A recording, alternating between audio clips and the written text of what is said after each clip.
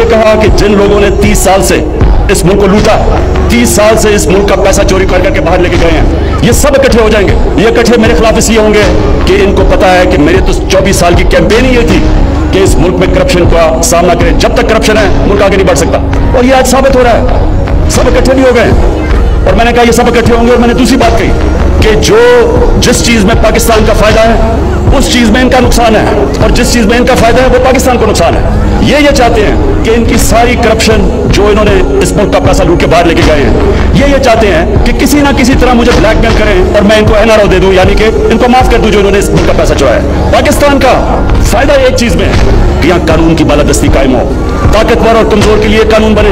ये नहीं कि सिर्फ बेचारे वो लोग जो मजबूरी में चोरी करते हैं वो जेलों में जाएं, और बड़े बड़े डाकू उनको एनआरओ मिल जाए और वो दंदराते फिरें और वो बार बार आगे फिर मुल्क को लूटे। कानून की बालादस्ती का मतलब कि ताकतवर और कमजोर के लिए एक कानून। अगर ताकतवर चोरी करता है तो उसको उस तरह एहतसाब जो आम आदमी का होता है, जो आज बाहर भागा हुआ है, उसके ऊपर मनी लॉन्ड्रिंग का फैसला आता है तो तब बदलिया बुरी है। ये सिर्फ और सिर्फ कोशिश है कि किसी तरह हम इतने प्रेशर में आए कि हम इनको माफ कर दें, कि इमरान खान कभी इन डाकुओं को माफ नहीं करेंगे। और ये जो ताकतवर, इस मुल्क के ताकतवर मुजरिम, ये जो इस मुल्क को ब्लैकमेल करने की कोशिश कर रहे हैं, इनको कानून के नीचे लेके आए।